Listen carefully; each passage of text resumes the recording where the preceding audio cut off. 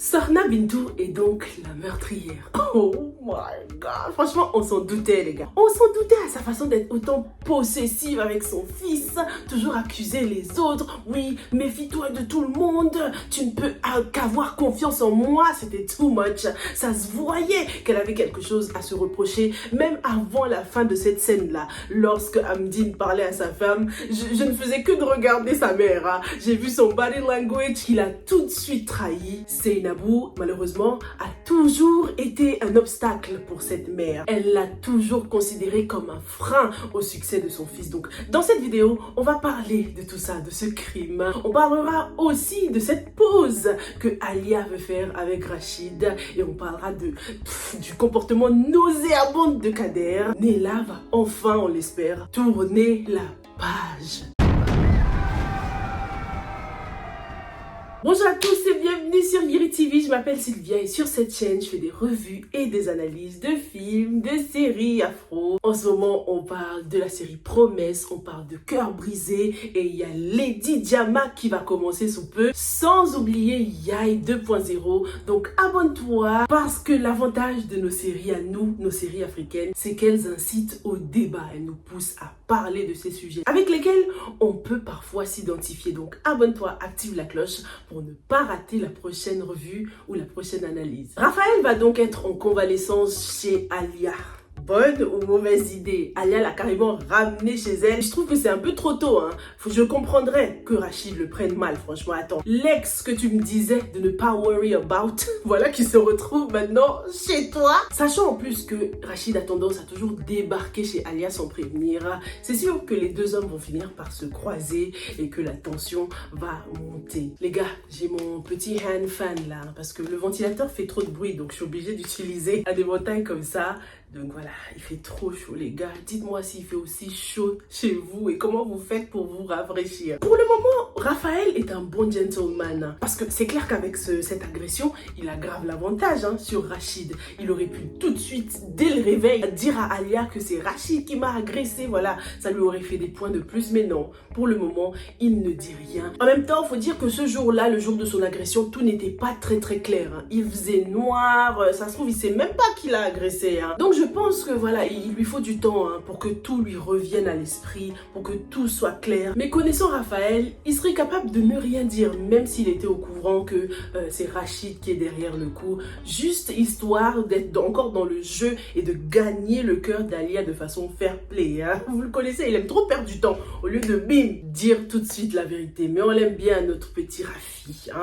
Sa mère est donc venue le voir après 10 ans. S'il y a un moment que j'attendais avec impatience dans cette série, c'était ce moment-là où Raphaël revoit sa mère. Et malheureusement, j'ai trouvé ce moment assez bref, quoi. J'aurais aimé que la production appuie encore dessus, exploite encore plus ce moment, nous montrer un Raphaël qui pleure en revoyant sa mère 10 ans plus tard, tu vois, émotion quoi, franchement ça a grave manqué. C'est limite, on dirait que la femme la plus importante de sa vie là c'est Alia, que Alia était plus importante que sa mère. On comprend que la maman a des restrictions, voilà, que à cause de la sévérité du père, elle ne pouvait pas vraiment voir son fils, mais quand même, des fois elle va au marché, non? Ou des fois elle sort quand même. Elle pourrait en sous-marin aller le voir de temps en temps. Regardez la femme d'Amdine, malgré qu'elle a été déshéritée par son père, elle va quand même voir sa mère en sous-marin, même si ça s'est mal passé. On constate que sa mère vient même la voir de temps en temps chez elle, à la maison. On verra bien par la suite, mais j'aimerais beaucoup que la mère de Raphaël soit plus impliquée dans sa vie, quoi. C'était trop bref, j'ai trouvé ça dommage parce que j'adore cette actrice. Je trouve que on aurait pu avoir une bonne séquence émotion là, encore plus fort que ça. Ce que je retiens en tout cas de tout ça, c'est qu'il y a un petit symbolisme quand même lorsqu'on voit que Alia a rencontré les parents, bon je dirais pas les parents, mais la mère de Raphaël avant les parents de son fiancé, tu vois. Même symbolique lorsqu'on constate que Rachid a déjà vu la robe de mariée avant l'heure, ça ne présage rien de bon, Surtout avec les propos qu'il a tenus, Rachid a tellement peur de perdre Alia qu'il l'étouffe. Alia ne sait plus où elle en est en ce moment et je trouve ça très bien cette pause, c'était nécessaire parce que voilà, à un moment donné, il faut arrêter de se mentir, Alia, On sait qu'elle fait de son mieux pour être honnête avec Rachid, mais c'est pas tous les jours facile. Raphaël a besoin d'elle en ce moment et elle se rend compte que c'est lui qu'elle aime. Depuis qu'il est de retour dans sa vie, Alia n'est plus très sûre de ses sentiments parce que son cœur a toujours appartenu à quelqu'un d'autre. Mais Rachid refuse la pause, lui aussi. Franchement, des fois, il me fait penser à sa grand-mère. Obsession, contrôle comme ça. Est-ce qu'il va finir par s'en prendre fatalement à Raphaël comme sa grand-mère l'a fait avec... voilà. J'ai peur. Je vous jure, depuis le début, je vous l'ai dit, que Rachid, même s'il ne veut pas faire partie de cette famille, malheureusement, il a des traits de caractère de sa famille. Ce personnage suscite beaucoup de pitié dernièrement. J'ai aimé les flashbacks dans son enfance pour qu'on apprenne à le connaître encore plus, pour qu'on sache tout ce qu'il a traversé. Il a eu une enfance difficile, un frère qui ne l'a jamais défendu, qui n'a jamais été là pour lui, une belle-mère qui le déteste, un père qui l'a déshérité, une mère qui a été assassinée. Et voilà qu'aujourd'hui, sa seule raison de vivre veut l'abandonner. Non. Si on se met un peu à sa place, c'est trop dur. Mais Rachid devrait considérer cette pause. Ce serait l'occasion pour lui de penser à celle qu'il ne l'a jamais abandonnée, qui est Fatma. Celle qui a toujours été là pour lui, qu'il pleuve, qu'il neige. J'aimerais bien qu'on nous montre aussi des flashbacks pour voir comment leur amitié a débuté, comment ça s'est transformé en amour pour Fatma. Ils iraient mieux ensemble en plus, je trouve. En plus, Rachid ressemble un peu au père de Fatma avec ce côté sombre là. Les deux hommes ont un côté sombre. Donc franchement, Rachid, il faut que ton cœur soit ouvert à Fatma là. Voilà, à condition que Khalil vous laisse tranquille, parce que lui aussi, c'est un petit élément perturbateur, celui-là. Il commence à en avoir marre d'être le pion de ses deux parents qui veulent se servir de lui pour arriver à leur fin. J'aime bien son caractère, même c'est bien fait pour ses parents, parce qu'ils l'ont trop gâté, surtout la maman, sous prétexte qu'il soit, voilà, le fils légitime, quoi. La vérité a fini par éclater dans cet épisode, ça y est. On sait que c'est Sorna Bintou qui a éliminé Seynabou, l'obstacle de toute une famille. Mais franchement, est-ce qu'il fallait en arriver là? L'éliminer d'une façon aussi brutale? Le divorce, c'était une option. Ils auraient pu divorcer avec Ahmedine. Mais ce crime, c'est comme si cette grand-mère voulait effacer complètement toute trace de Seynabou, ce passé de son fils qu'elle n'a jamais accepté, sans jamais penser à son petit-fils, sans jamais penser à Rachid. Le crime au couteau, c'est tellement personnel, c'est tellement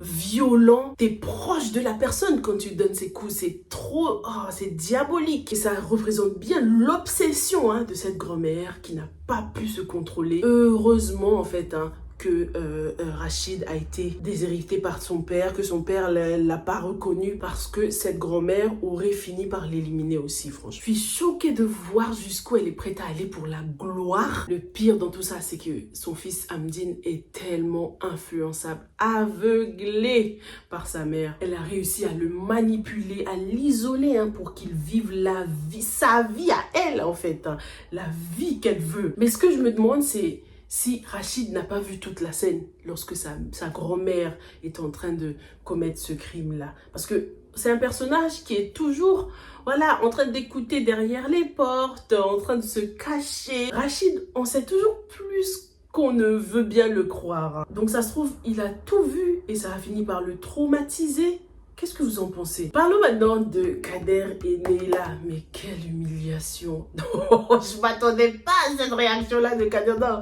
Franchement, là, ça commence à être intéressant entre Neyla et Kader. Ça m'avait pas encore captivé jusqu'ici, mais là, oh my god. En fait, Kader, il est pas amoureux de Neyla, là, c'est pas possible. Moi qui croyais que c'était Neyla l'indécise de l'histoire. Le Kader d'aujourd'hui m'a fait penser au Kader de la fac, qui était un petit coureur de jupons, mine de rien, lorsqu'on regarde l'épisode 0 là. Mon grand frère bi nee na ma. À part classe. Resto nga mën a repérer monsieur yu baax. Concentrez-vous sur ce repas bi fii pour lekk la, pas pour casser. Mais lorsqu'il va réaliser qu'Aïssata ne fait que se servir de lui, le réveil sera brutal. Et j'espère que Neyla sera déjà passée à autre chose. Heureusement qu'elle est forte. On comprend qu'elle a pleuré un bon coup. Elle en a parlé avec Alia. Et elle a rencontré ce petit prince charmant là. On voit que ça ne plaît pas du tout à Kader, mais C'est quoi ton problème? Kader n'est au final pas différent de tous les autres. Hein. Lui qui avait piqué une crise lorsqu'il avait entendu quelqu'un parler de Neyla, comment elle était une fille facile. Mais c'est à cause des hommes comme toi qu'elle devient une fille facile. T'as vu ce que tu lui as fait là? S'il te plaît, ma chemise. On espère que ce petit prince charmant sera le bon, mais on espère surtout que Neyla ne sortira plus avec Kader. Rester amis, c'est mieux. Parce que si, depuis des années, vous n'avez toujours pas réussi à sortir ensemble, même après ça, là, non, c'est que it was not meant to be. Hein. De toute façon, le vrai amour de Neyla, c'est celui qui est décédé. Faut pas se mentir, c'est lui qu'elle aimait. Mais elle a fini par développer des sentiments pour Kader par la suite. Kader et Neyla, en tout cas, je ne veux plus, je veux plus jamais les revoir ensemble. Jamais. Kader, je l'aimais bien au début, hein. C'est Neyla que je détestais plus même. Mais maintenant, je suis team Neyla à fond la caisse. Franchement, c'était un épisode très intéressant. J'espère en tout cas que les choses vont continuer dans ce rythme. Parce que voilà, la série est parfois difficile à regarder. Elle n'est pas faite pour tout le monde. Hein. De toute façon, il y a une audience bien précise qui aime ce style-là. Et c'est l'essentiel. Merci beaucoup d'avoir regardé cette revue / analyse. Et on se retrouve sans faute dans la prochaine. Stay safe and stay blessed. Bye.